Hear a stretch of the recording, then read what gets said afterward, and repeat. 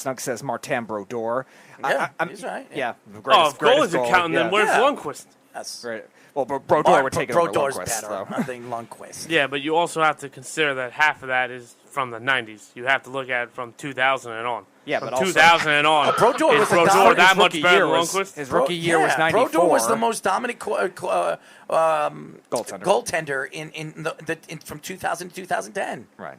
And he still had 5 more solid years after that. He got older eventually. Then they traded him. I mean, Lundqvist in 2010 all the way to 2019 or 2018, he was the best goalie in the NHL. But from 2000 to 2010, from 2000 to 2010, Brodeur was the goaltender. And that's 2 years difference. What are you talking about? 2 years difference. 2000 to 2010 is 10 years. But it's also 2010 to 2018 is 8 years. It's also 2 years. So he's in the conversation. Then. Lundqvist also was. Lundqvist is not even close to Martin Brodeur. Also, you couldn't even put him in the same conversation as Martin Brodeur. As a whole career, probably not. Not even. But from 2010 to 2000, and from 2010 to 90 to whatever he left. I guarantee you. I mean, it's hard to put him in that same conversation because he clearly didn't have the postseason success. He might have been close in regular season save percentage or anything like that.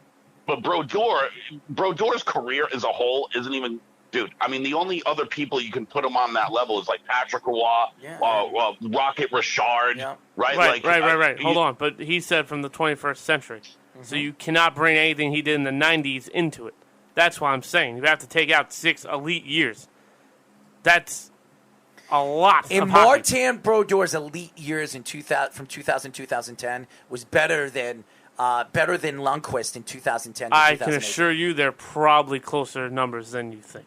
All right, so Speedy, go look at the numbers. I have Brodeur's up right now. He also had, later in his career, 2012, his last year, 2.12 goals against average. He had 917 save percentage. 2008, 2009. He was a backup. No, he wasn't. He was a backup in 2012. In 2012. With the Blues? No. We're not talking about the Blues. We're not talking about the Blues. That was in 2013 or 14. Yeah, that was later on. And he had 24 games started. He might have gotten hurt that year, too. From 2000 to 2010, what is his numbers? Oh, wait, this is the playoffs. That's why. What is his numbers? So, in 2011, 2012, he had 2.41 goals against average, 908 save percentage, 2.45. Can't you just make it one average? And do we but have again, to sit here and go through all 8 years? Every year in that stretch, it was less than 2.5 for an older goalie is very impressive, too. That's the longevity that he brought in. And like Errol was saying, he was consistently under 2.3 every other year in the 2000s with save percentage 920, 917 in this stretch as well. And in the playoffs, I was reading some of the playoffs numbers, he was still very good too, especially on that cup run that they went before they lost to the Kings as well. So, this is going to take I would say the consistency of it. I'm just trying to look at the numbers for Lundqvist right now. Go ahead, Speedy. Because Lundqvist too, also the injuries towards the end of his career definitely hurt him. That's why I said hold on. I'm not saying it's a whole career. From the 21st century on, you're talking about 2-year difference. Mm-hmm. The numbers won't be that dramatic where it's it's not a conversation. And by the way, this Devil team that you're talking about was a lot better put together than any of the Ranger teams that we're talking about. Lundqvist was the team. Which is fair. I'll give you that because the Rangers, I don't know what they're doing in their front office a lot of the time. But at the same time, that he was also on some Devils teams that weren't good offensively where they had to win so many low-scoring games because of that. Right. And granted, Lundqvist was too, but I think on a more consistent basis you saw the Devils in the top of the Eastern Conference a lot of the time too. And the Devils also had, 3 Hall of Famers? The Rangers gave Lundqvist what? Okay. Maybe one. But that's more later. Maybe one. But that's just more... like Tom Brady. Martin Brodeur was there when all these different changes, all these different players, all these different defensemen and offensive players, and he still was the dominant player. He was the player they built the team around.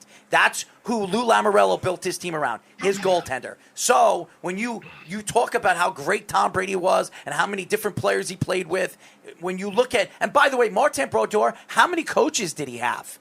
Martin Brodeur had 5 different coaches on the time that he was with the Devils, okay? To Tom Brady's 1 with the Patriots. So just think of all the defensive style of games that Martin Brodeur had to play with. It wasn't the defensive-minded team year in and year out all the time. They change their team every 5 years. So when you look at that, the dominance of Martin Brodeur and what Brodeur did in the Eastern Conference, in a very hard Eastern Conference, it's not even still close. Hard.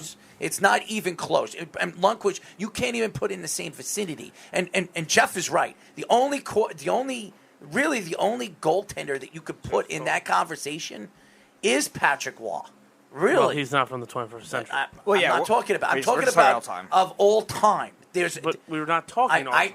Your know, question's limited.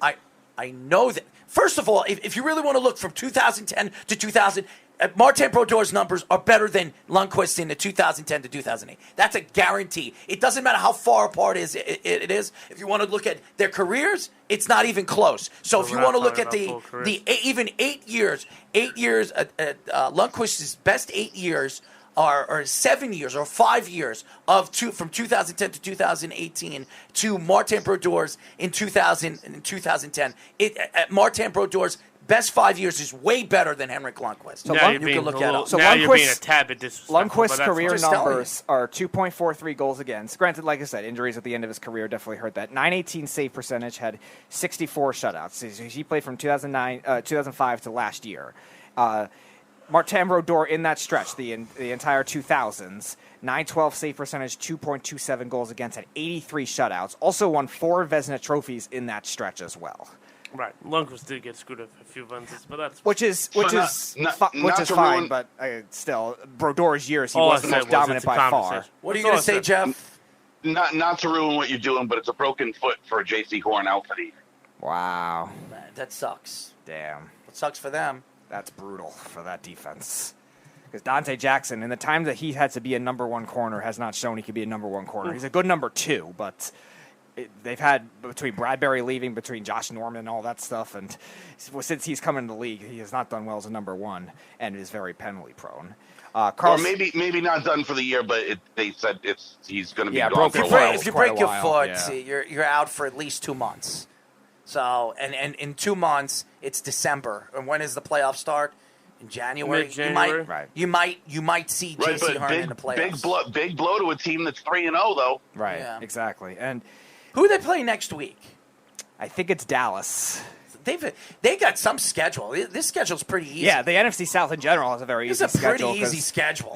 Look who they're playing. Because they get the NFC East, and the AFC East is tricky, but the NFC East, and obviously their own division, which Tampa's very good. The Saints can be, but it's still a lot hard. Plus, the Panthers have the third-place schedule, where they also get to play some weaker teams from other divisions as well. Carl says Yadier Molina. Oh, that's going to be a good game. Yadier Molina for defense. And Ben says Lundqvist in the 2010s. He says, I guess, is close or better. I'm not really sure, but I guess Ben thinks it's closer than people think, too. It's close. But again, there's still a pretty big difference when it comes to that stretch, though, too, because of the goals against average. The save percentages are pretty similar, 918 to 912. It's 0.06 apart with that. Brodeur 447, 272, and 89 in his career. Lundqvist's career 459, 310, and 96, which Lundqvist has more wins overall, but obviously the better longevity in terms of recently, whereas Brodeur had it in the beginning of his career, like Errol was saying, in the 90s, where he practically played for all 90s. Isn't Lundqvist like the only goalie to start a career with 10 years of 20 wins, or 35 wins? I think so. I think you're right. And I'm very surprised that Beeve has come out and said that Brodeur is better. So, and he's a big Ranger and Lundqvist fan. What did he get drunk and have a moment of clarity? No, he's being honest. And by the way, Ben's right. Roberto Luongo was as good as Henrik Lundqvist in that span. He was. If you look now, obviously, if I were to take one or the other, I would take Henrik Lundqvist. But Luongo. How many finals did he play in? He played in one. Only the one they lost to the Bruins. That was it. I'd take the Flower over Luongo. The Flower. Uh-huh. Who's the Flower? Fleury. Marc-Andre Fleury. The Flower. That's what Fleury means, bro. I got you. I'll take Flower all day over Luongo. Luongo, 919 career save percentage, 2.61 goals against, was 489, 392, 124 in his career. Hasek really wasn't in the 21st century. Mm-hmm. He was in the 90s. Hasek was amazing, though. That dude's spine was made out of a sling. 6 years he was amazing. 6 years, Dominik Hasek was a very unorthodox goaltender. But even at the time that Dominik Hasek was at his dominance, they were really good goaltenders. And I think in the 90s. You must be very upset about what came out today. What happened? Vladimir Tarasenko's staying. Okay. I'm not upset. I think that the Islanders are still set up very, very well. There are other offensive players that are on the trade block they could trade for that. too. It's not. No, I'm just. Tarasenko was the biggest guy for 2 months. Tarasenko was the biggest guy, but he wasn't the only guy. Yeah, good for that. I think the Islanders are still set up very, very well. They added Zdeno Chara. I mean, he's going to be a third tier defensive player. Yeah, that's what he is now, is a third-line guy. Yeah. We'll see how that works out. Yeah. But it doesn't keep him, his time with the Bruins and his time with the Senators. No. He was the best defenseman by a million miles in the league. Right. Yeah, and to me, he wanted to go back, obviously with the Islanders. The Islanders were the team that drafted him, and he wants to try to win with the Islanders. And he has a chance with the way the Islanders are set up. So now, you're right. Not getting an opportunity to go. And just because Vladimir Tarasenko as of right now, is staying with the Blues doesn't mean that after the season starts, at the trade deadline, he still doesn't get traded. Right. So, again, I don't know if I think he's going to like playing with Buch.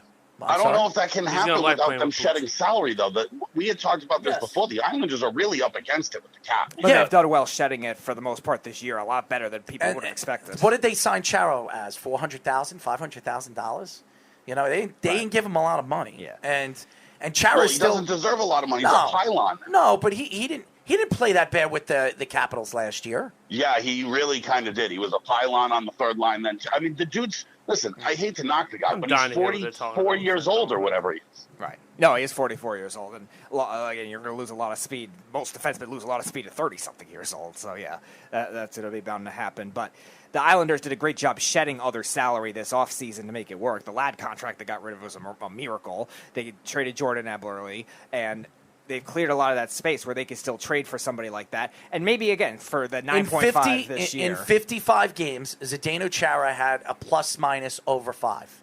So to be +5 is not a bad. If he was a negative, that'd be different. He was +5, and he was he was on the second-line defense with the Washington Capitals. And he had 2 goals and 8 assists. You're also talking about a team that puts up a shit ton of points. That's fine, but his plus-minus was a positive 5. I doubt his minutes were that much either, so how much are you going to be on the ice for all those goals either, too? Now, again, granted, you're also playing against the third and fourth line on another team a lot of the time, too, so that'll kind of cancel in a sense. I don't much give a shit. He's a legend. Yeah, of course. We know. Good, but he played a lot more minutes than you think he did, Speedy. First of all, he was playing 25 minutes a game. Between 20 and 25 minutes a game, which is a significant amount, and he was still a +5. To say a 44-year-old guy has a plus-minus of 5, it's good. I mean, to have over a positive. So proves how legendary he is, then. Zdeno Chara is still a good player, and you put him on a good defensive team, on a third-line defensive style of team, that's pretty good to have him as your third-line defenseman. Mm-hmm. So leadership, too. He's going to provide a lot with that, too. Obviously, the Capitals, it didn't work there because the Capitals are always one and done in the playoffs, so they don't win the Cup anyway. But the Islanders, we've seen them progress throughout the playoffs, 2 conference finals in a row, and they got better. It didn't matter. Tampa Bay had that cup in the bag in January. Right, but Tampa also lost 3 pieces, too, so the Islanders might have the edge also getting Anders Lee back, if that is indeed the matchup again. Now, again, the Islanders could also lose elsewhere. The Lightning could also lose elsewhere, but this year I think it's wide open. Right, that's what I'm saying, where it's not as much of a loss. I like Florida this year to do something. If Florida can get some level of defense, they can be good, but that defense outside of Ekblad, who's also coming off a bad injury, is very weak, too. So. Someone still has to stop the perfection line. Sure. Now, the Bruins also need a little more depth as well if they want to get to that point, because when they went to the Cup, even though their first line, I think, had 60 They just fixed all of that. Yeah. They just fixed all of that. So they went and got Nick Foligno. They went and got a bunch of dudes, man. So Taylor Hall's back. Foligno's there. They just revamped their whole fourth line. They're ready to go. And they signed a solid goaltender, dude. That dude from Buffalo, goddamn. Ullmark, yeah. Linus Ullmark. I think led the league in save percentage last year, he did. too. Yeah. He did.